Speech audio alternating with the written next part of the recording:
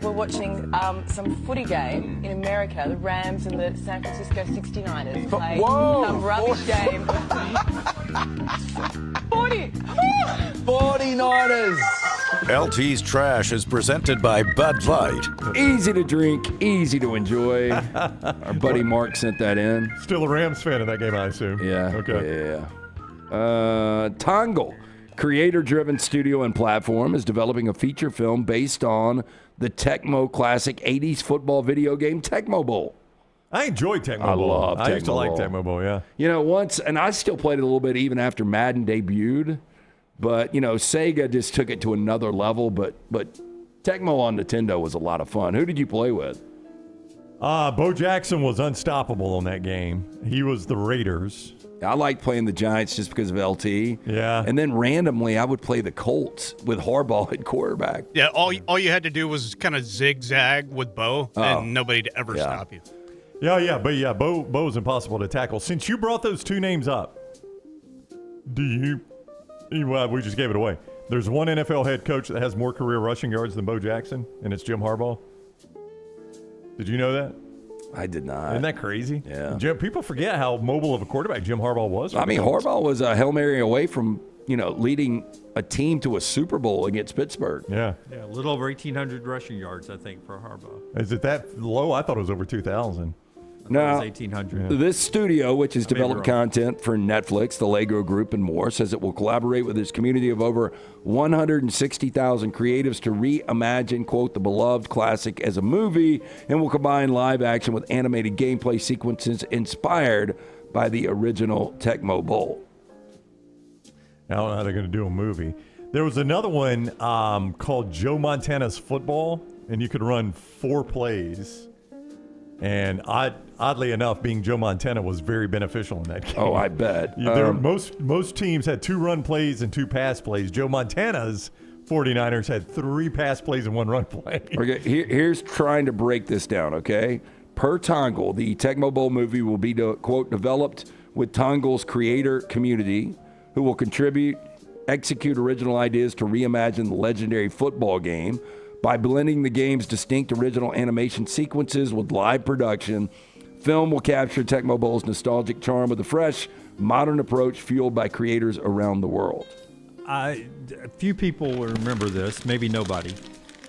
When I would go to skating rinks, the one on Lorna Road and the one in Pelham, there was a game that you'd put your quarters in that was sort of a flat surface, and the person you were playing were on that side, you were on this side, and it was a roller ball. Oh, yeah. And you would pick the play, and then you would have to either pass it or roll the runner through the hole, and you'd roll it to try to make the tackle. Yeah.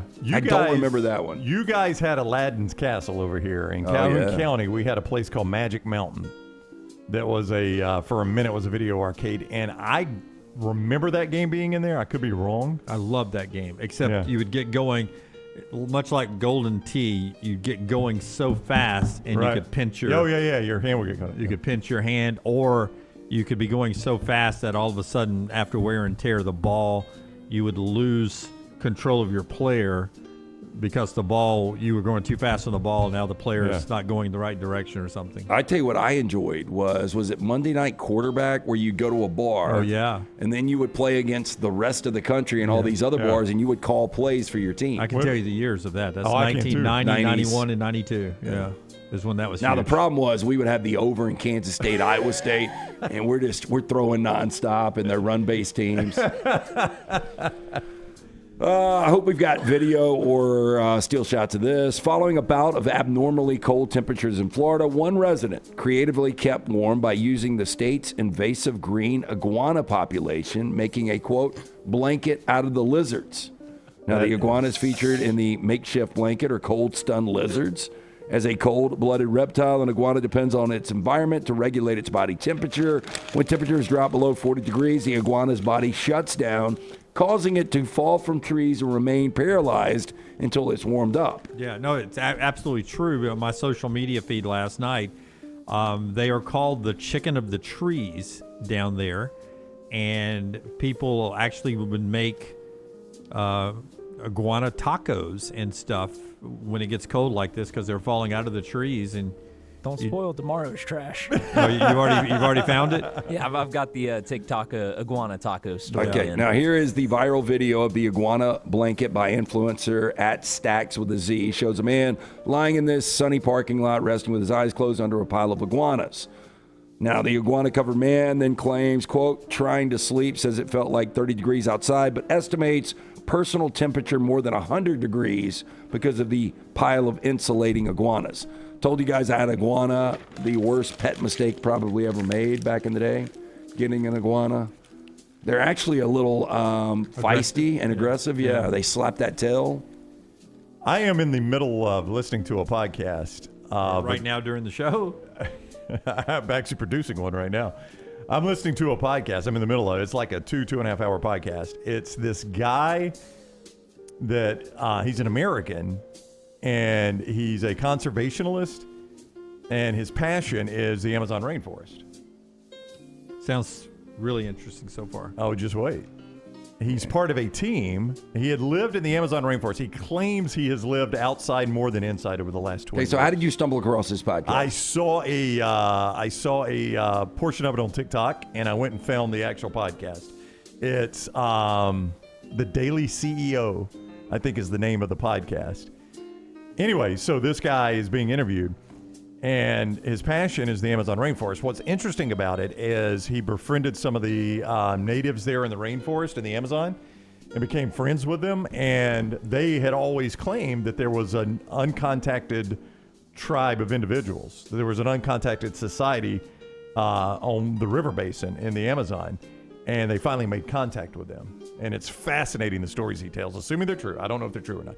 Anyway, the whole point I was getting to, the Amazon is the size of the lower 48, which I did not realize that. The Amazon rainforest is the size of the lower 48 United States. And he said the trees, the canopy is 100 to 160 feet above your head. Yep. That's how tall it is. And he said half of the species of animals live in that canopy. Think about that for a second. So you're walking around in the rainforest, assuming you survive, and half of the animals are above your head that live in that rainforest. I watched the Isn't that wild? remake of Anaconda with Jack the other night, starring Jack Black and Paul Rudd, and just watching them walk around, and I'm sure a lot of it was CGI, but I'm like, I cannot believe people actually get into the Amazon River or the rainforest. Well, this guy, I mean, That's the difference between a crocodile and an alligator there, right? That's a croc. That's a croc, yeah. Much more aggressive. he said they were navigating the Amazon River one night, and the storms got so bad, they had flashlights out. And the way they were navigating the river is they were shining the flashlights along the bank because the caimans, the crocodiles, would just sit on the bank and it would hit their eyes, and they could tell where the banks were. That's how many crocodiles were on the bank. It's the only way they could navigate the river in that storm. It had gotten so dark and the visibility was so low, with shining lights to hit the crocodile's eyes. Because those crocodiles are just waiting for the boat to turn over. And then it's dinner time. Yeah, I'm sure. Did you see the new Anaconda? I did. I mean, it's not Cocaine Bear, but there were some laughs in it. Yeah. Yeah. Yeah, it was exactly what I expected. It was just stupid fun for an hour and a half. And Jack Black looks just like somebody we know. But I'll say it off air.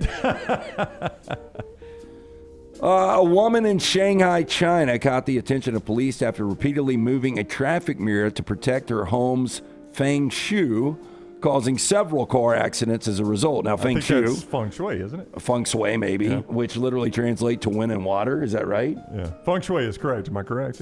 Yeah, it's Feng Shui. Okay. I did not take Japanese at Jacksonville State. Well, this is Chinese, but I didn't take Chinese either. I ate a lot of it. now It is the aura of your space, right? it's the cultural practice of arranging furniture and other objects to protect the flow of energy.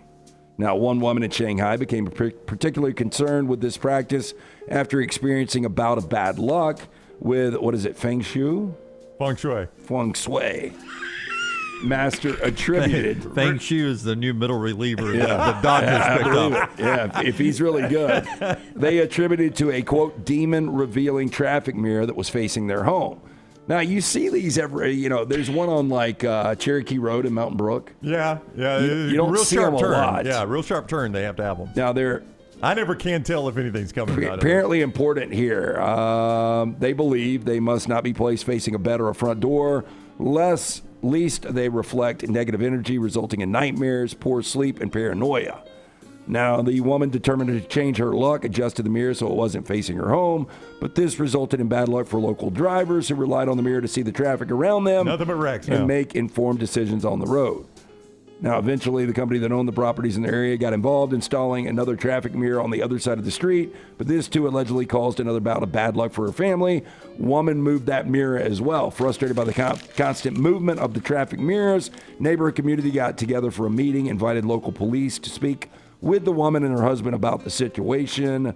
The property company later encased both mirrors in cement to prevent them from being adjusted again. Nick says Feng Shui is LT's Rishiki. We have found our Rikishi. Which one was it, Rikishi? The guy's actual name is Rikishi. Rikishi, yeah. I promise you, I will not be reading this again. No, this is the last time you'll say Feng Shui. I had to say Rikishi for a month. And I got it right maybe 30% of the time. Maybe. That's generous. Yeah, okay. So finally, a Nigerian man has gone viral after he chose to spend a year in prison after spending part of a $1.5 billion that was accidentally sent to him. I think we've learned by now, if you get money accidentally deposited into your account, they're going to find it. They are. Yep. Now, if you've ever had money accidentally dropped into an account, be it a bank, savings, even PayPal, can cause a fair amount of stress. Better off returning than holding on to it. Now, however, over in Nigeria, this is Ojo Kingsley, decided to spend the money after it dropped into his account. Kingsley, however, didn't just receive a small chunk of change. According to the Nigerian Economic and Financial Crimes Commission, received $1.5 billion, which is around 1.1 million American dollars. Now, as per the police report, money has been split into different accounts, some in the name of Kingsley himself, others belonging to his mother and sister. After entering a guilty plea, he was offered a 1-year prison sentence or a fine of around 35,000 American dollars. What would you take? 1 year in prison or pay 35,000? $35K.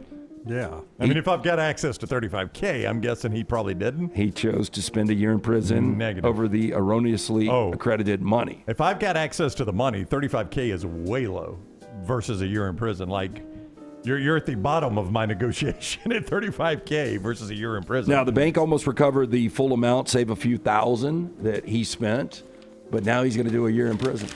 I couldn't watch the trailer of the new Oscar-winning HBO documentary about the Alabama prison system. I couldn't make it through the trailer. Very one-sided, by the way. From the prisoner's side, yeah. Yeah, I mean, it's well done, but, I mean, I think it is a little, according to some people I've talked to, a little slighted. It's well done, though. Yeah. Just saying, one night in prison is enough. I wouldn't want to do one night, so I would take out loans, I would sell everything to not go to prison. $35,000. I mean, I think most people. The Alabama Solution, I think is what it's called. I could not even do the title. So you didn't watch it? I did not make it through the trailer. So Oz wouldn't have been a show for you. No, never watched it. Couldn't do it. Yeah, I ain't going to prison. It's frightening stuff. If the purpose, which I always thought it was rehabilitation and to scare you not to go to prison, it worked for me. I didn't have to be rehab, but I am scared to go to prison. I do not want to go. That is Trash Today.